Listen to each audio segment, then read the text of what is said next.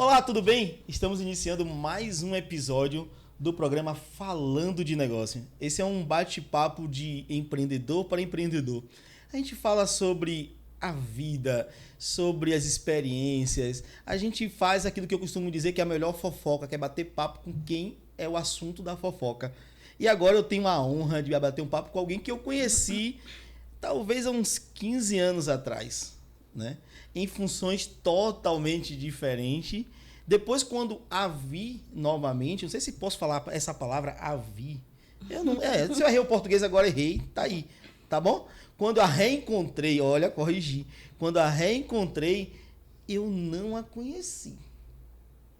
Aí ela me lembrou, Salatiel, você lembra de mim? Eu digo, opa! E agora eu tô tendo, olha que felicidade de bater esse papo com Nara Nascimento. Na época ela tinha uma outra função, mas agora, olha onde ela está. Ela é psicóloga. Falar sobre saúde mental, sobre quem realmente entende sobre a mente, que é algo extremamente importante. Então, meu papo agora é com Nara Nascimento, psicóloga, e já tem uma informação aqui que daqui a pouco eu toco, que não gostei muito não, mas bora lá. Seja bem-vinda, Nara, ao nosso papo. Obrigada, é um prazer estar com vocês aqui nesse bate-papo. Que massa. Tá? Eu fico muito feliz e volto a dizer, me sinto honrado mesmo, porque a Nara de hoje não é a Nara que eu conheci há 15 anos atrás. É. Eu acho que talvez 15, nessa média dos 15 anos. É uma média de 15 anos, isso, né? Uhum. Mas bora lá, quem é Nara? Onde é que Nara nasceu? Pra que time torce? Se apresente aí. Eu sou Nara Nascimento.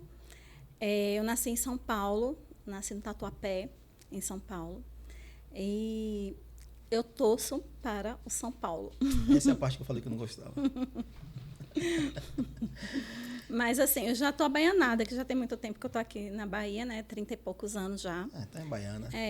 Já. Os meus pais são baianos, né? Mas a gente foi para São Paulo, nasci, eu e os meus irmãos, a gente nasceu lá. E depois a gente voltou para cá na separação dos meus pais. Aí meu avô mandou buscar a gente para cá, para Bahia. Então, se você tem 30 e poucos anos aqui, tem pouco tempo. Você veio ainda criança para cá. Eu era adolescente. Já era adolescente, você veio para cá. Eu era adolescente. E aí, vamos começar logo aqui falando da Bahia.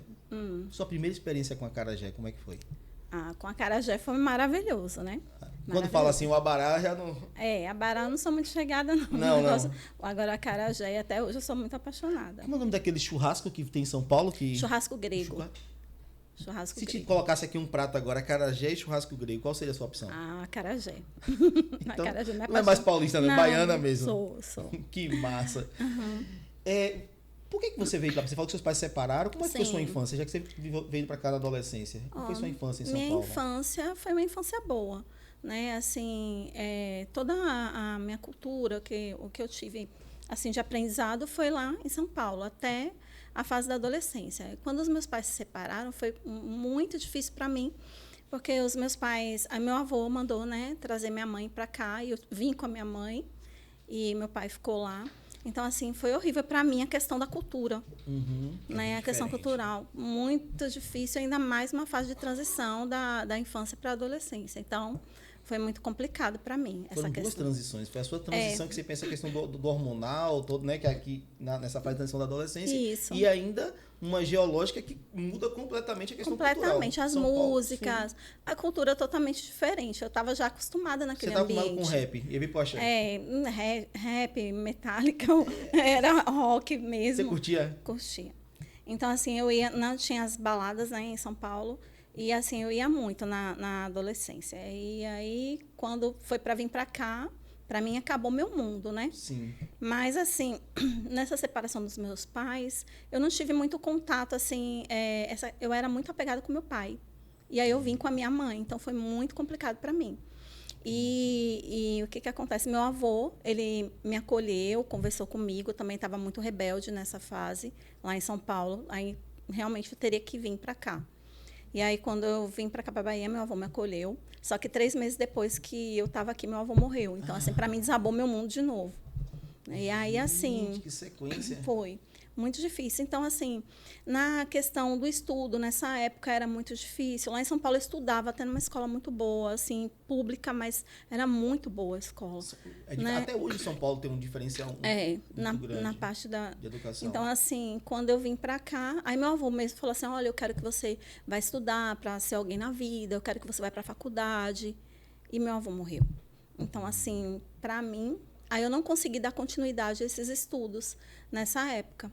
Então, assim, passaram muitos anos para poder, assim, eu ir estudar novamente. E aí, assim, era difícil. Por quê? Porque não tinha FIES, não tinha essas coisas, né? Era tudo muito particular. Parei. Você não chegou a encerrar o segundo grau ou você chegou a encerrar e parou? Ou você parou no meio de um ano? Não, eu tinha parado na 8ª série, aí eu vim para cá e aqui eu tive que trabalhar depois que meu avô morreu. Então, assim, fui trabalhar de várias funções. Meu primeiro trabalho aqui na Bahia foi em Itabuna, de auxiliar de escritório, que o rapaz até me deu uma oportunidade, porque ele, assim, tinham várias pessoas que tinham oportunidades, mas, assim, ele falou assim, eu vou dar a chance para você, porque você não tem experiência. Porque geralmente a pessoa ia dar oportunidade para quem tem experiência. Sim. E ele falou, vou dar para você que não tem, porque senão como que você vai ter? E aí ele me deu essa oportunidade, então eu trabalhei, fiquei incrível, maravilhada, assim. Então eu tinha a datilografia também, né, que foi falado aqui, e tudo, eu tinha a datilografia, então isso daí só contribuiu. E aí eu fiquei lá um tempo nesse trabalho, mas depois saí. Voltei também, já estava de maior, eu voltei um período para São Paulo, já trabalhei em outra função, que não tinha nada a ver. Então, assim, trabalhei de auxiliar de escritório, depois trabalhei numa padaria, aí voltei depois para a Bahia de novo. A Bahia foi mais forte. Aí voltei, estava, né, meus irmãos e minha mãe estavam aqui, então eu voltei para cá novamente. E aí fui trabalhar no ramo de hotelaria. Então, assim, eu trabalhei no Esporte Lazer, eu também fiz várias funções, né, diferentes, porque não tinha uma profissão definida, né? Entendi. Então, assim, aí eu trabalhei no Esporte Lazer, nos resorts e tal, durante um período, 5 anos, mais ou menos. E aí você decidiu voltar para estudar? Não, aí eu fiquei trabalhando mais 15 anos, quase 15 anos, numa pousada, né? Já foi em outra função também. Foi que eu te conheci? Foi. Já foi, tipo, na recepção, né? Aí fui trabalhar na parte administrativa também, na reserva. Sim. Era sempre multifunções. Foi quando eu comecei o bate-papo aqui falando, né, que eu te conheci em outra função. Eu comecei trabalhando para mim como... Né? Na área de manutenção de computadores, na área de TI, né? De manutenção de informática, foi quando eu te conheci, você trabalhava numa pousada lá. Isso. Fiquei muitos anos trabalhando lá. E legal. Aí, também sempre eu fui invocada, assim, a profissão mesmo que eu queria era estudar para, assim, LEA, que era o curso de línguas estrangeiras, porque eu sempre fui invocada com essa área aí, né? Então, assim, eu fiz também um curso de inglês durante um período, 4 anos estudei. Mas não fui para frente. Eu passava em inglês e perdi em português num curso de LEA, que era, eu falei, meu Deus. Porque, tipo assim, em português, por causa da parte da literatura, que para mim era muito grega. Uhum. E eu não compreendia. Assim, agora, o inglês eu já entendia mais do que o português. Sim. Então, e eram matérias de peso. Então, eu tentei várias vezes, não consegui. Aí, eu fiquei um tempão sem estudar, só no ramo de hotelaria. Então, isso daí também me tomou muito tempo. Sim.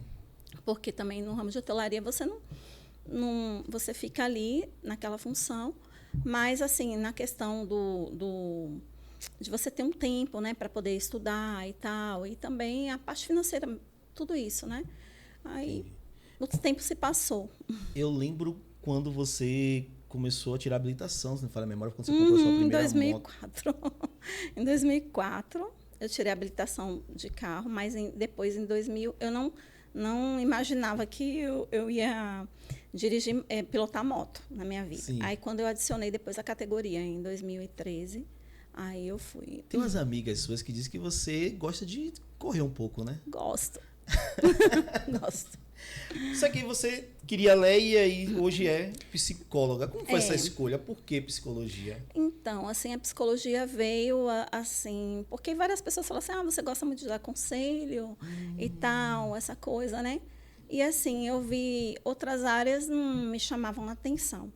Aí eu fiquei, teve uma vez que até teve um pastor, que ele foi usado por Deus, ele falou assim, olha, você vai entrar na faculdade e você vai ser uma doutora. Aí eu fiquei assim, né? Eu nem imaginava de estudar mais. Sim. Já achava que que hoje em dia não é assim. Hoje em dia as pessoas, elas têm estudado, independente da idade que elas tiverem e tal, né? Antigamente era assim, naquele período que até uns 20 e poucos anos você estudava, e aí ia para a faculdade, se você estudasse naquela época, bem, senão depois... 30 anos já era velho na já faculdade. era isso, hoje não. Hoje você vê pessoas de 50, 60 anos. Postei ontem na TITV uma senhora com 74 anos que formou em Direito. Pois é. Então, assim, eu tive também pessoas mais velhas que eu na faculdade, quando eu entrei. Então, aí passaram assim um tempo, aí depois eu falei assim, vou tentar fazer o vestibular. Aí eu fiz o vestibular na escola, na faculdade privada, né? Mas eu imaginava que qualquer pessoa fazia ali e passava. Eu falei assim, isso aqui todo mundo tinha passa. Essa crença, tinha essa crença. Mas não era, porque, tipo assim, tinha uma moça que trabalhava lá, eu falei assim, aqui também todo mundo passa, né? Aí ela falou assim, não é assim, porque tem um colega meu que tem 3 anos que ele está tentando, não passou. Eu falei, então aí eu já... Sim. E aí eu passei, né? Aí eu coloquei a primeira opção, psicologia, a segunda opção, psicologia também, e acabei ficando na psicologia. Mas você deu uma estudada no campo antes? Nada. Foi... Cai de paraquedas. Foi. Gostou? Amei. Por quê? Porque, assim, a psicologia, você começa a ter uma compreensão do outro, né? E, às vezes, a gente fica naquele mundo e, assim, abre bastante a nossa compreensão, o nosso entendimento. Então, assim, do que é o outro, do ambiente. Então, coisas que a gente não compreende, que a mente, às vezes, pode ficar muito fechada. Sim. Quando não tem essa compreensão. E a partir do momento que você começa a ter conhecimento, aí você vai abrindo o seu entendimento assim para várias áreas. Tem um filme que lançaram recentemente que foi recorde de venda, que é o Divertidamente 2. Chegou a assistir ele já? Não assisti. Eu assisti ele. Já ouvi falar, mas eu não assisti ele e eu tenho um filho adolescente. E aí esse dia ele estava com uma certa dificuldade para dormir, né? Ele tá com 13 anos. E aí ele, né, muito inteligente, perguntando, mas pai, por quê? Aí eu perguntei, você tomou energético? Não. Você tomou algum remédio? Eu falei, não, pai.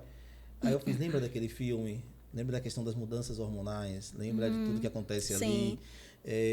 Olha, você está vivendo isso. E aí ele compreendeu. E eu tô pegando esse assunto para demonstrar o quanto é importante essa questão do conhecer, né? E a psicologia faz isso. Faz você olhar para dentro de si. Imagina, o autoconhecimento. Né? Imagina como foi a Nara fazendo psicologia e vendo aquela adolescente rebelde. Isso aí... Você deu uma analisada sobre você mesmo? Sim. Essa questão da rebeldia, dessa fase da adolescência rebelde que eu tive, então isso daí me fez olhar muito para os adolescentes, eu não fiz nenhuma especialização na área com relação aos adolescentes e tal, mas é um público que eu tenho trabalhado muito e eu gosto, entendeu? Amo trabalhar com adolescente, porque às vezes os pais ou as pessoas não compreendem os conflitos que eles vêm passando. Então, para mim, isso é muito interessante, porque eu falei assim, eu vivi isso. Sim. É como se os pais, às vezes, muitos pais, então, não posso falar você, porque você já se atentou para os hormônios, o corpo ele começa a crescer, se desenvolver, então, tudo isso ele sente dores. Sim. Então, assim, tem que compreender o que está acontecendo com esse adolescente, né?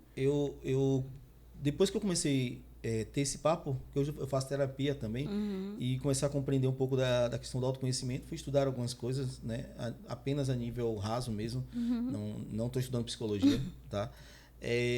Eu criei uma coisa que é a pessoa que chama um adolescente de aborrecente. É alguém que tem a ignorância do conhecimento. Porque na mudança hormonal acontecem coisas que todo mundo viveu. Eles esquecem, né? É como se esquecessem. Parece que eles não viveram isso, né? E assim, em cada pessoa ele pode se comportar diferente. Sim. Então, não necessariamente o que você viveu, as mesmas emoções, as mesmas emoções sim, mas não as mesmas intensidades ou as mesmas dores, eu ia sentir. Então, às vezes, quando você pega um adolescente assim, ele é um aborrecente, É. né? É a ovelha sim. negra. Nem fala na minha frente, porque eu nem deixo. Triste. É muito triste ouvir isso, mas assim, se falar na minha frente, eu já vou já orientar, né? Falar e tudo, para poder tentar compreender esse adolescente. Eu não falo, ele não é aborrecente, ele é um adolescente com conflito.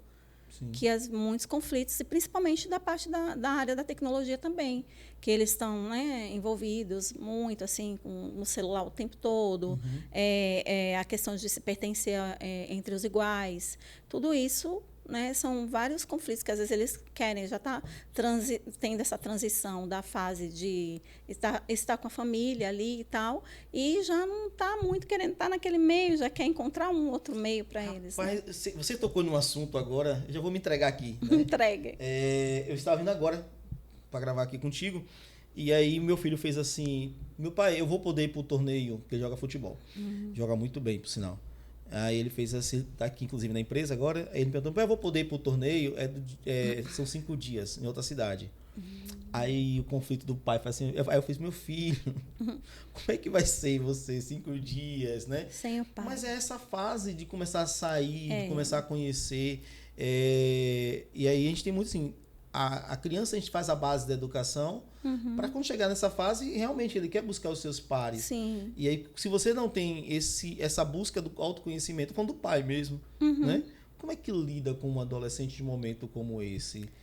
O negócio é porque, às vezes, o pai ele quer colocar o filho na bolha mesmo, né? Sim. Na bolha. É uma questão de superproteção também do pai.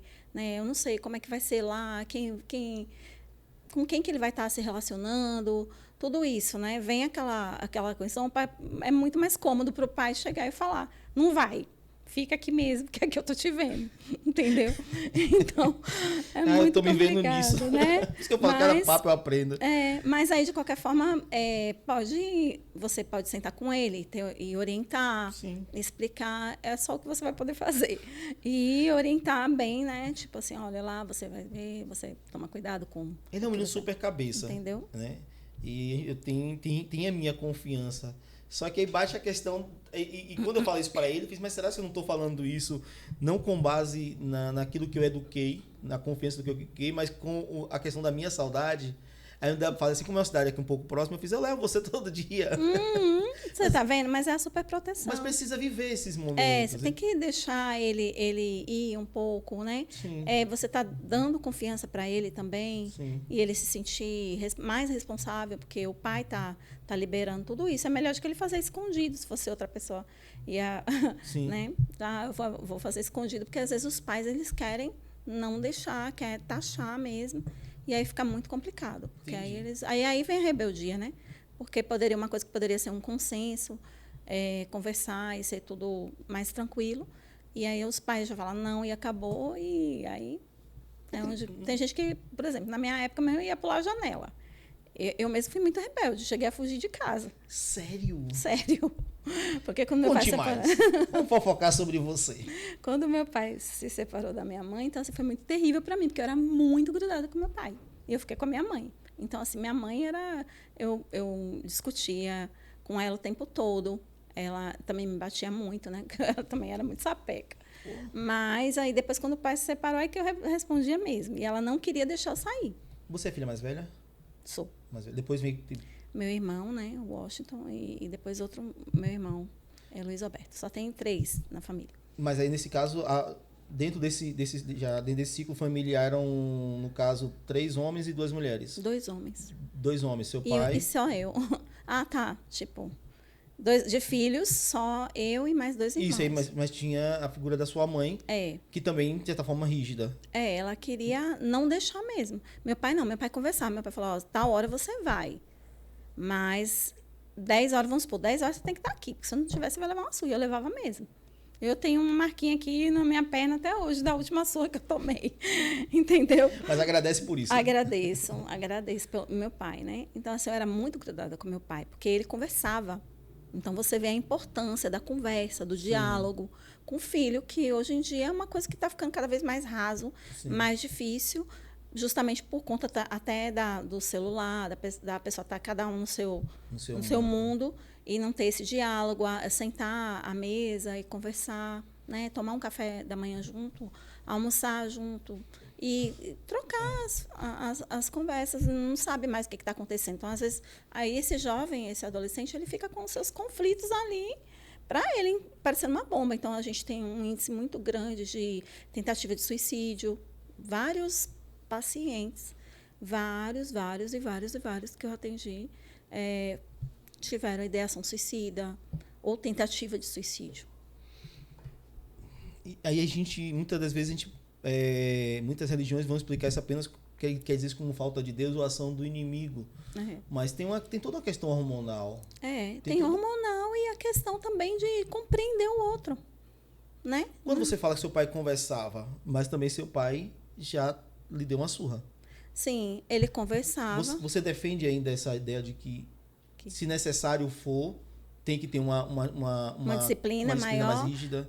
Sim, mas só que hoje em dia não, porque tem o direito do adolescente e tudo que protege ele. Da funcionalidade. Da funcionalidade, para mim, serviu, né? Porque eu mesma... Porque eu apanhei. Eu apanhei também e não morri. Então, assim, eu apanhava muito da minha mãe, mas eu não respeitava minha mãe. Olha a diferença.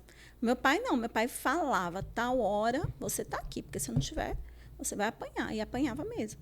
Então, assim, só que eu sempre queria cumprir o que ele estava me falando naquele... eu vou fazer. Só uma vez que eu vacilei. Aí a vez que eu vacilei, Ele cumpriu como pai. Ele cumpriu. Assim, eu tenho 2 filhos. Aí eu não fiquei com raiva, não fiquei chateada, porque eu sabia que eu que tinha errado. Eu tenho 2 filhos. No mais novo, eu precisei realmente dar uma surra. Né? E aí eu falo mesmo aqui, não tem conselho tutelar, não. Não nem vem. Não, porque assim, eu lembro disso, porque assim, por várias vezes eu falei assim, eu vou lhe bater. Você tá falando, né? Eu fui na escola num dia, porque ele aprontou algo. Aí eu fiz, se você quer apanhar, e ele falou pra mim, na hora que eu perguntei, na frente da coordenadora da classe ali, eu fiz assim, você quer apanhar? Ele olhou pra mim e disse sim. E aí no outro dia, só como que eu não bati. Como se estivesse desafiando, né, na verdade. Eu acho que ele imagina, acho que talvez nem seja a questão do desafio, pode ser que sim, mas eu entendi que assim, eu acho que ele pensou assim, ele não vai me bater mesmo, porque ele nunca me bateu. No outro dia ele aprontou outro, então eu tive que 2 dias seguidos. Aí eu já peguei ele, levei pra casa, né? Entre a escola e a casa, eu respirei para não ter raiva, não pedir, mas eu disse, não, eu vou ter que cumprir. E tirei o cinto, eu tô falando isso esse ano agora, tá? Tô falando 2024. Então, conselho tutelar lá em casa é necessário, sou eu mesmo. E é o que eu falo isso. E aí, quando eu bati nele, dei uma surra de cinto, foram poucas cipuadas, mas dei. Coração partido, tá? Saí, terminei ali e fui chorar. Fui pro banheiro chorar. Eu imaginei que ele ia me olhar com um olhar de raiva, de decepção comigo. Mas é porque você cumpriu. Ele me abraçou e disse, papai, eu te amo. E ele entendeu. E ali foi quando eu disse assim, não é que eu tenha que bater para isso. Mas eu defendo, eu tô falando assim, porque eu defendo, se necessário for... É uma disciplina, vai ter uma disciplina. Porque a gente fica muito hoje, e eu vejo muito nesse papo sobre autoconhecimento, que é dito assim, não, tira o celular, que tem que tirar. Tira a televisão, proíbe certas coisas, mas não toque a mão no seu filho, porque eu vou falar porque eu apanhei. Naquela época o povo apanhava até eu apanhei de cinto. Eu nunca fui espancado. Porque tem casos aí que eu ouço isso, não, aí espancou, mas assim, eu apanhei de cinto, eu tenho, e olha que eu guardei, eu tenho uma palmatória que chamava Cheirinho da Mamãe. O cinto era do papai, né? Apanhei e eu lembro de uma vez que eu aprontei, meu pai chegou pra mim e disse assim, a partir de hoje eu não te bato mais. E ele foi a pior surra que eu tomei. Porque eu entendi naquele momento que meu pai não me amava. E ele não me bateu. Então eu disse, espera aí. Porque às vezes também o excesso de disciplina rígida dá a ideia de que você está dando atenção. A mesma questão de quando conversa demais, não, eu tenho atenção do meu pai, eu tenho atenção da minha mãe. Nem que seja na correção. Até que ponto a gente vai ter, e você como psicólogo pode falar melhor sobre isso, até que ponto a gente pode chegar e dizer, não, aqui chegou o limite do papo e eu tenho que ser mais rígido. Você consegue, ou vai de pessoa para pessoa? É muito, eu acho que sim. Vai muito de pessoa para pessoa, porque tem pessoas que você vai conversar e realmente vai resolver. Aí já outros você, que nem você falou a primeira, você falou a segunda, e na terceira vez já você agiu. Porque se você não agisse, ele ia ficar duvidando de você a vida toda, né? O tempo todo.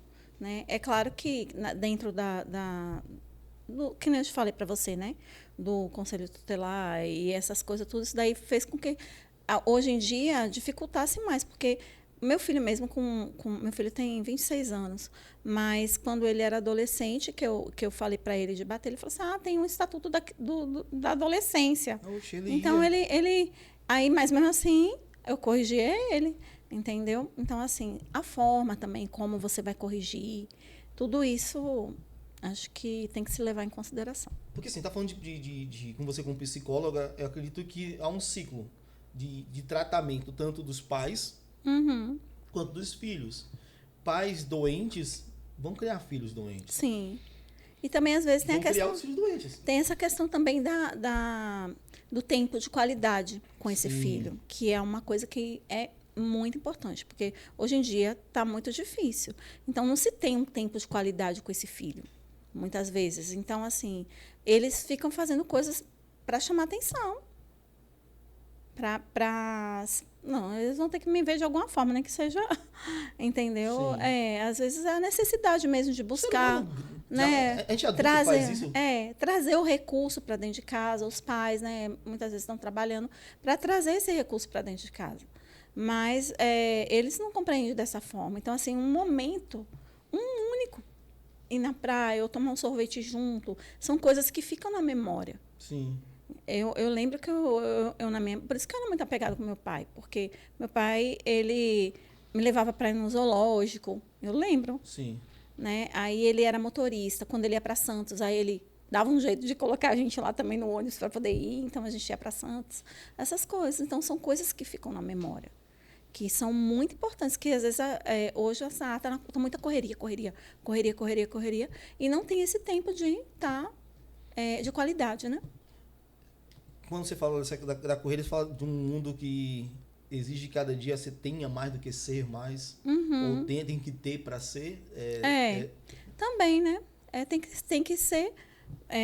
Não é o que você que você tem. É o que você é, né? É o que você tem que importa. Então, assim, tem essa busca. Tem a busca só do básico mesmo para dentro de casa, quem trabalha, que ganha um salário mínimo e tudo, que vai ter que trazer esse sustento para dentro de casa.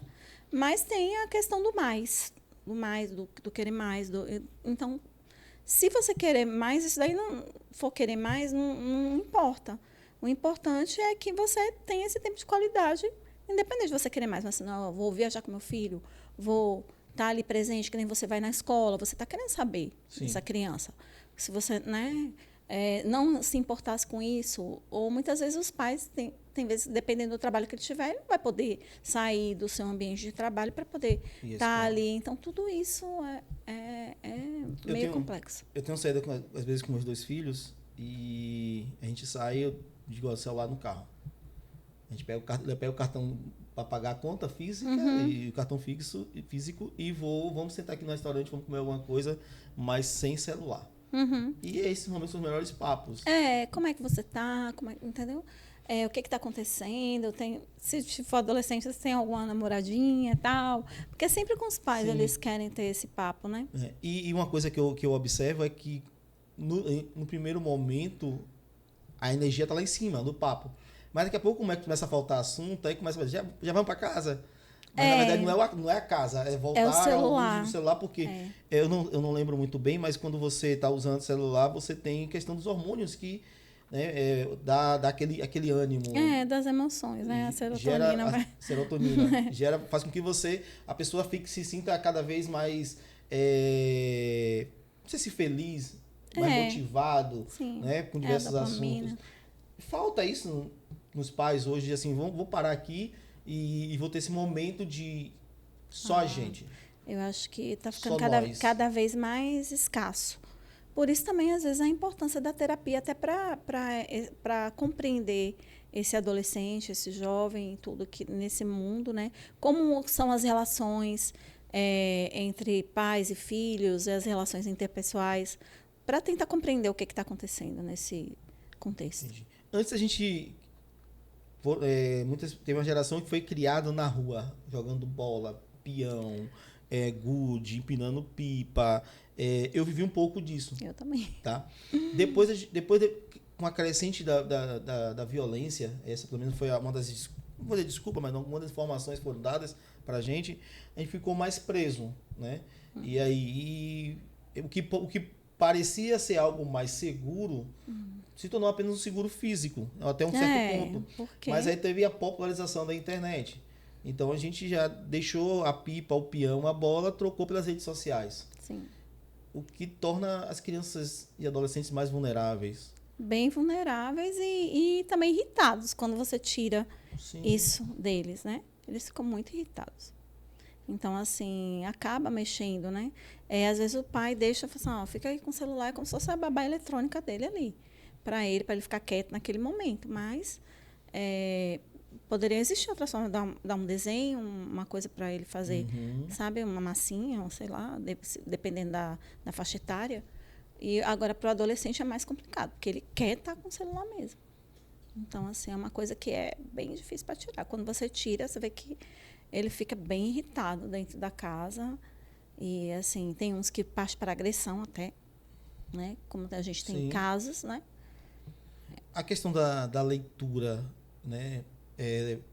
O livro físico, né? Existem os e-books. Gente, eu, não sei se por causa do TDAH, eu não consigo, eu nunca li um e-book. Né? Eu acho que o livro físico tem mais leio. Eu leio em torno de 8 livros por ano. Eu tenho esse costume de ler livro. Eu estou relendo, na verdade, o livro Ou Vai ou Voa. É um livro muito interessante. Não lembro o nome do autor, são 2 autores, mas é um livro muito interessante. E a questão do ler, do concentrar, né? Eu tenho dificuldade para concentrar, então eu não leio aqui um capítulo, eu leio, volto, leio, releio. Acho que eu tenho TDAH também. Paro um livro, volto de novo. Eu também sou assim. Mas assim, as crianças hoje não têm mais isso. Então, por exemplo, estamos agora no período de férias escolares. Quantos pais prepararam livros para os seus filhos? Né? Hoje entregamos o celular realmente. Né? E sem controle. Sem controle. E aí tem várias outras coisas também que pode aparecer, né? Não só o que eles gostariam de ver, que é bom para eles, mas outras coisas que aparecem ali, né? Que pode estar induzindo para outro lado. Então, assim, é bem delicado. Tem que estar acompanhando, investigando. Se for menor, né? Ainda aí que tem que estar observando mesmo. Eu até aproveitar esse ensejo desse papo aqui. Existe programas gratuitos. Eu vou até ler aqui qual que eu uso, tá? Que você tem o controle do celular dos seus filhos. Você tem o Family Link da Google. Você cadastra o celular do seu filho e você limita o tempo de acesso, limita o que ele pode acessar ou não pode acessar, pode acessar mais tempo tal aplicativo e menos tempo outros, e limita o tempo. Muito legal. Isso é bem interessante. Vou repetir aqui o nome do programa. Você não está entrando na privacidade dele, porque tem essa questão também. Como é o nome? Você não está entrando na privacidade do filho. Não tinha. Pai não quis isso, não. Então, mas tem. E tem que respeitar. Mas assim, nesse caso, você não está entrando na privacidade dele. Você só está... porque você não está vendo o que ele está mas assim, eu respeito, Nara, e acho que esse papo é até interessante, eu respeito a questão da privacidade, ok? Mas aí Painho sempre dizia o seguinte, quando você quiser algo exclusivo seu, você tem a sua casa. Dentro da minha casa, minhas regras. Eu aprendi a palavra regra rapidinho. Minha casa, minhas regras, sabe? Você tem horário para chegar, horário para sair, horário que você vai comer. Eu vou falar assim, eu não fui criado ainda, gente, eu tenho 41 anos, tá? Sou de 83. Eu não fui criado com meu pai dizendo assim, você quer isso ou aquilo para comer? Temos isso. Eu estava conversando isso ontem com meus filhos. Eu lembro de uma vez que a gente chegou, antes de ir para a igreja, chegou da escola, antes de ir para a igreja, minha mãe fez uma sopa de verdura. E aí eu não quis comer. Aí, meus irmãos comeram, voltei da igreja, com fome, minha mãe fez o quê? Sopa de verdura. Era que tinha, né? Não, tinha outras coisas. Tinha pão, tinha outras coisas. Eu não passei necessidades, tá? Meu pai, a gente tinha queijo, a gente tinha normal. Meu pai era eletricista, trabalhava na Coelba. A gente não era rico, mas a gente tinha uma vida, de certa forma, tranquila. Estudei em escola particular e tal. Mas eu tinha educação muito clara sobre isso. E eu disse, eu não quero, bebi água e fui dormir. No outro dia de manhã, levantei, E o que é que eu tinha? Sopa de verdura. Estava sendo um teste, né? Enquanto minhas irmãs tinham pão com queijo, tinham suco, tinham café, o meu era sopa de verdura. Ah, detalhe, não tinha micro-ondas naquela época. Então, veio gelado. E o que é que eu fiz? Eu vou pra escola com fome, vou voltar meio-dia, eu tô com fome. O que é que eu vou comer? A sopa de verdura. Então, assim, eu fui educado. Meus pais são maravilhosos, são vivos até hoje, graças a Deus. Seu Agnaldo, Dona Florinda. Eu não tenho nenhum... Eu fico isso muito claro, de coração. Eu não tenho nenhuma referência melhor de um homem e de mulher do que seu Agnaldo, Dona Florinda. Não tenho, sabe? São pessoas que me educaram. E olha que eu era um menino muito bagunceirinho também, tá? Mas eu tive dos meus pais essa educação. Hoje, quando eu vejo os pais dando opção... você quer isso ou aquilo? Quer isso ou aquilo. Pega o cardápio e dá pro filho, eu faço isso. E eu vou dizer, eu faço. Tô falando de pais que eu também faço. De dar o cardápio pro meu filho no restaurante e dizer, escolhe o que você quer comer. Não, filho. Meu pai não me dava coisas ruins, não. Tá? A gente tinha comidas boas, muito boas. Mas não tinha essa questão de ficar escolhendo. Eu acho que isso, de certa forma, a gente tem mimado. Sim. E aí volta a questão do... Aí entra o conselho, você falou o conselho tutelar, que é importantíssimo. O Estatuto da Criança. O Estatuto da Criança que é importantíssimo. Mas existe educação dentro de casa. Que se não está sendo algo abusivo, sim, os pais têm que ser autoridade. Claro. Né? Senão eles não vão, se eles não aprenderem a respeitar a autoridade que começa dentro de casa, eles não vão respeitar mais nenhuma autoridade. Sim. Lá fora, se né? O pai mundo, e mãe, vai respeitar o mundo. Quem? Às vezes as pessoas falam assim, o mundo vai te ensinar lá fora, mas assim, o mundo é muito cruel. De fato. Né? De fato. É muito cruel e pode ensinar de uma forma totalmente deturpada. E aí você, como psicóloga, quando pega um caso assim, fica uma briga, chega entre a técnica e talvez algumas coisas que você aprendeu e que foram funcionais para você, mas que hoje não poderiam ser aplicadas. Sim, porque tem a questão do código de ética e tudo mais, né? Sim. Então, a gente tem que estar dentro do limite do que é passado para a gente. Então, na verdade, a gente vai compreender, vai conduzir o caso de uma forma bem delicada para não envolver essas questões dos pais, mas para que eles tenham essa compreensão de uma forma que não chegue nesse ponto, sim, né? Porque, assim, na verdade, dependendo da abordagem da psicologia... ainda tem isso, né? Ainda tem a questão da abordagem da psicologia, que é a abordagem que eu utilizo, que eu gosto muito, que é a Gestalt terapia. É uma abordagem humanista que, no caso, a gente mesmo, os psicólogos, eles vão ser a lanterna para você. Você que vai resolver seus BO. Então, sim, assim, a gente vai só conduzindo para que você possa ter essa compreensão. Então, é feito isso dessa forma, para que esse adolescente possa ter essa compreensão do que está acontecendo com ele. E aí, a partir disso, eles vão ver o que está acontecendo e ir modificando o comportamento, essas coisas. Tem algum caso, já pegou algum caso assim que você disse é caso perdido? Não. Para mim, eu acho que não tem caso perdido. Não tem caso perdido? Não. Mas tem aqueles que são mais difíceis? Mais difíceis, né? Eu não peguei nenhum psicopata. Sim. E quando tem transtornos de personalidade, para mim, são casos difíceis. Porque, assim, uma pessoa que ela tem transtorno de personalidade, dependendo, essa pessoa não vai ter esse comportamento. Ela pode encontrar um novo objetivo para a sua vida, mas, assim, ela não vai mudar. Quando é um transtorno de personalidade? É o que? É hormonal? É cultural? Como é que já vem da nascença? Na construção, a personalidade da gente ela é construída, né? Sim. Ela é construída.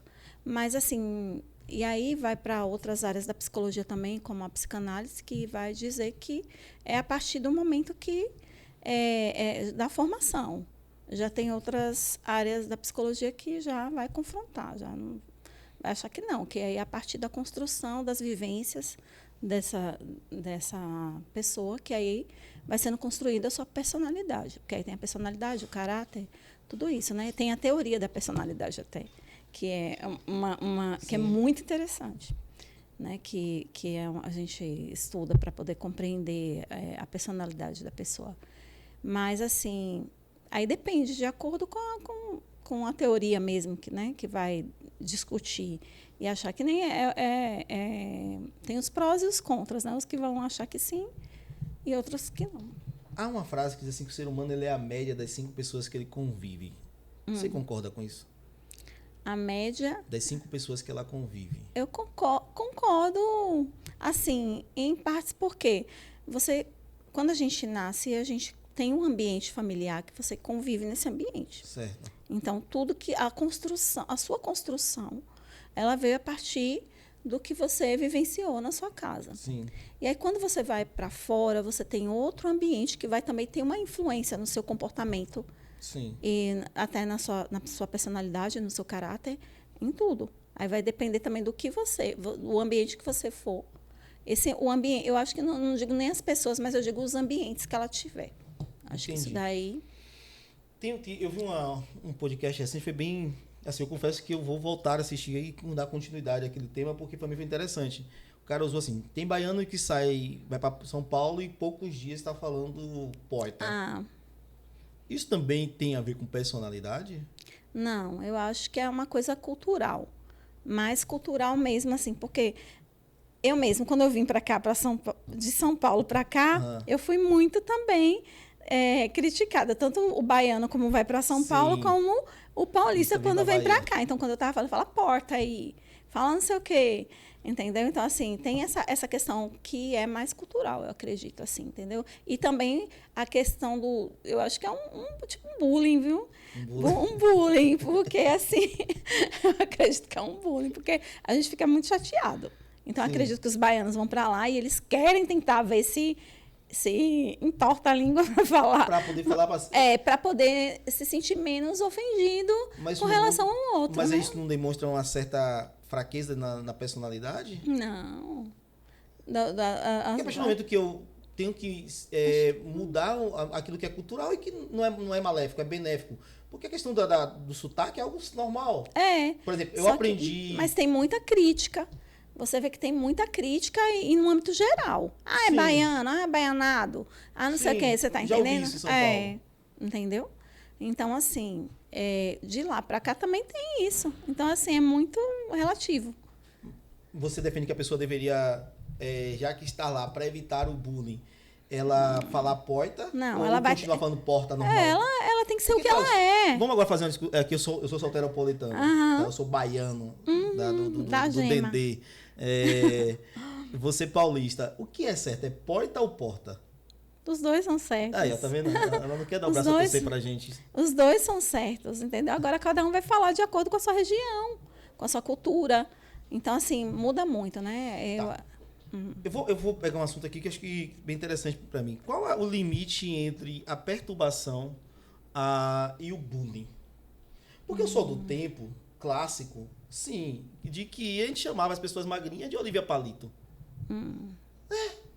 A gente chamava de girafa. Isso você acha que é uma perturbação? Rapaz, eu lembro de uma colega, e eu tenho ela na rede social até hoje, a gente chamava ela de Olivia Palito, né?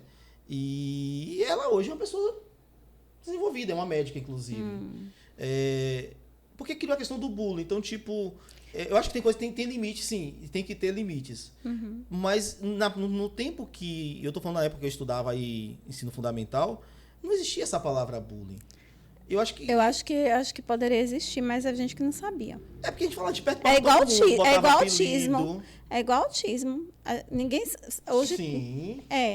Muitas pessoas eram autistas, mas só que não se conhecia, não se era estudado a respeito disso. Eu com TDAH já fui o semi-demoniado da igreja. Então, quando você... Então, isso daí, eu acho que era bullying, sim. Já era o bullying, só que não tinha essa concepção. Mas você acha que... eu vou te voltar esse tema, mas assim, o bullying também, de certa forma... eu vou tirar a palavra bullying, tá? Vou falar para cada da perturbação. Do colocar alguns apelidos de encher o saco. Isso daí é bullying. Que é bullying, né? É bullying mesmo. Não ajuda a formação, a fortalecer? Ajuda não. Já a pessoa hoje em dia mesmo, que graças a Deus, né, que tem mudado muito, tem modificado esse pensamento, a construção, assim, tem sido igual de formiguinha, mas tem sido já desconstruído muita coisa. Sim. Então, assim, vamos supor, uma criança, fala assim, você tem o cabelo de bombril. Eu já ouvi muito isso. Eu já ouvi. Entendeu? Você tem cabelo de bombril, você.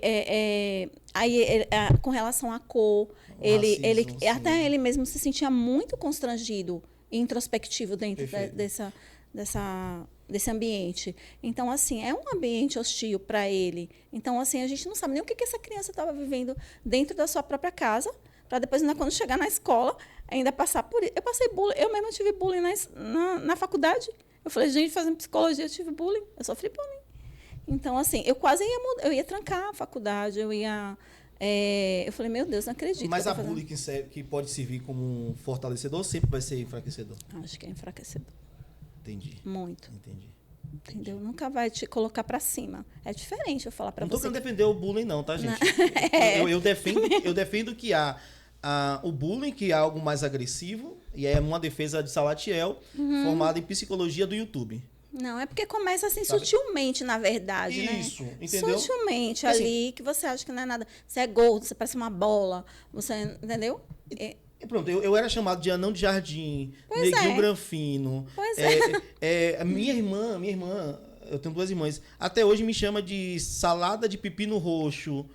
E isso não a mim pra não você atingiu. não te agrediu, mas poderia. Mas observe. Então, assim, isso daí é por causa de você mesmo, Isso. da sua compreensão que não te deixou levar para esse Pronto. lado. Mas Observe, quando eu ouvi há 15 anos atrás que eu não ia ter um aumento de salário na empresa que eu trabalhava por conta da cor da minha pele, que é racismo, sim. tá? Deixar bem claro, isso é racismo. Eu não deixei abater e fui trabalhar para mim mesmo. Foi quando eu te conheci, foi o meu contrato com o José Valdo, conheci você nessa pousada lá, que trabalhava lá, eu dava assistência lá. E aí eu comecei a trabalhar para mim mesmo. Aí o que eu me pergunto, falando sobre Salatiel, tá? Isso é bem claro. Se eu não tivesse passado por esses bullies lá, quando eu ouvisse cá, qual era a minha maior coisa? Chorar, deprimir, e aí vai de pessoa para pessoa. É isso que eu ia falar para você. Porque, por exemplo, isso daí veio como algo construtivo, que te ajudou. Você falou assim, não, agora eu vou mostrar quem é que vai ser o cara que... neguinho granfino. O neguinho granfino, tal. Então, assim, o que, né, o patamar onde você conseguiu chegar hoje, né? Então, assim, quer dizer... mas já para outra pessoa, não. Ela vai se deprimir. Isso é muito relativo, porque o ser humano, ele é singular. Sim. Então, cada um ele tem uma concepção do que é, por exemplo, do que é esse copo, do que é uma ansiedade. Você tem uma concepção do que é ansiedade e eu tenho outra concepção. Sim. Então, assim, é muito relativo de como essa pessoa vai receber isso. Você vê que para mim, no período que eu sofri esse bullying na faculdade... por conta de uma prova que eu não poderia, porque assim, meu pai estava internado e eu não pude fazer a prova, era um dia de sexta-feira, e a menina pediu para mim, colocou lá no grupo, né, se eu poderia fazer essa prova na sexta. Eu falei assim, eu não posso, porque assim, como meu pai estava internado, eu perdi em todas as matérias. Sim. Perdi em todas, porque eu estava com ele no hospital. Sim. Então, perdi mesmo. Então, aí eu falei assim, eu não posso, porque senão eu vou ter que fazer 2 provas depois no outro dia, e ela só ia fazer essa. Colocou no grupo. Aí começou a fermentação e tudo, entendeu? Assim, aí você perdeu, você não passou no semestre todo e agora você vai querer passar em 7 dias? Entendeu? Então, assim, foi muita coisa. Eu falei assim, a menina vai perder e tal. Eu falei assim, mas, gente, vocês só não estão olhando para mim, não estão tendo um olhar empático, Sim. Né? Assim, com relação vai falar, eu falei, fala com a coordenadora que ela vai resolver isso aí. Mas aí ficou aquela confusão e assim, todo mundo ficou com cara feia para mim, porque achando que eu não queria, que eu só estava olhando para mim. Eu falei, gente, vocês não estão nem prestando atenção no que eu estou falando, que eu também tive meus problemas, vocês não sabem. Então, assim, você vê o egoísmo, essa questão. Então, eu cheguei lá e falei assim, vou trancar a faculdade, vou trancar. Então, foi muito difícil, foi muito criticada. Volto a dizer, eu defendo o limite para tudo. Acho que equilíbrio é tudo. Entendeu? Mas eu posso pontuar que acho que algumas coisas a gente está tá mimando muita coisa. Não é o caso do bullying. Tá. O bullying realmente é algo sério. Inclusive, tem isso crianças aí que já se suicidaram por conta disso. Sim. Adolescentes. Ou então elas também, aqueles meninos dos Estados Unidos mesmo, que chegam e saem matando todo mundo. No Brasil você não sabe. né? Tem isso também. Você não sabe o que aconteceu com aquela criança. Sim. Quando você vai investigar, você vai ver que essa criança sofreu bullying. Sim. Então, uma forma de vingança dela, ainda mais se for um psicopata, ele vai fazer mesmo. Sim. E eu defendo, porque eu volto a só dizer assim, eu sofri e eu não vou. Para você foi um crescimento, né? Para mim foi maravilhoso. Pois é, entendeu? Mas não chamem, tá? Não chamem, não façam as brincadeiras. Gordinho, de magrinho, de inclusive hoje da cadeia, tá bom? É verdade. Da cadeia, tá bom? Papai, se você for menor, papai responde. Papai e mamãe respondem judicialmente. Pois é. Nara, tem alguma coisa que você queira acrescentar? Não, só quero agradecer, né? Que foi muito construtivo, né? Foi tranquilo? Foi Você tranquilo. Um pouco nervosa no Tá, começo. meia tensa. Porque é a primeira vez, né? Sim. Mas, graças a Deus, foi tudo bem. Foi bem tranquilo. Gostei, foi muito bom. Obrigado pelo convite. Voltaremos, tá? Tá. Voltaremos. Como faz para encontrar Nara? Quem quer uma Nara... psicóloga, quer ter essa... É clínica que fala, ser atendido? No caso, eu estou fazendo esse atendimento clínico mesmo. Sim. Então, assim, eu também tenho um consultório lá na Pause. Sim. Né? Que é na Avenida Canaveiras, aqui em Ilhéus. Isso. E, assim... Telefone 739-8875-4778. Eu faço atendimento online e também presencial. Funciona o atendimento online? Muitíssimo. Muito bem. Muitíssimo. Eu fiz uma vez só. Para mim é a mesma coisa. Agora, assim, tem pessoas até que preferem o atendimento online pelas questões do tempo e tudo mais, entendeu? E, assim, preferem ficar mais restritas e elas gostam. Eu prefiro a presencial. Só fiz uma vez online, mas eu gosto dessa troca de energia aqui. Parece tete a tete, é maravilhoso. Vamos lá, repete o número do telefone. 739-8875-4778. Rede social? Rede social é o Instagram, no caso, né? PC Nara Nascimento. PC Nara Nascimento. Olha, apareceu aqui agora, tá aqui na tela. Nara, mais uma vez, muito obrigado. Obrigada, é uma honra também. bater esse papo com você, né? Trocar assunto, aprender sobre isso. A sua história de uma menina, de uma paulista que teve a questão da separação, a questão enfrentou a rebeldia, né? Veio para a Bahia, conheceu a acarajé. Amei a acarajé. Mãe e psicóloga, consegue ver um mundo diferente hoje e extremamente importante você não ter desistido, né? Inclusive na faculdade, quando você sofreu o bullying. É verdade. Que isso seja uma forma de incentivar muitas pessoas que estão passando por situações como essa e que digam assim, não, eu também vou vencer. É verdade. Parabéns. Obrigada. Tá? Obrigado a você. Gente, esse é mais um episódio do programa Falando de Negócio, né? No YouTube, completo. E alguns recortes vai estar tanto na rede social do Clube de Negócio, quanto da TI TV, quanto da psicóloga Nara. E aí, aproveite esse para aprender, para desenvolver, e caso precise, e todo mundo precisa. Verdade. Porque dizem que só precisa de psicólogo quem é doido, não, todo mundo precisa, tá bom? Essa bandeira eu levanto e com muita certeza, porque eu também faço. Procura a Nara Nascimento nas redes sociais, tá bom? Vai estar aqui também na descrição do vídeo todas as informações. Que Deus abençoe você. Até o próximo episódio.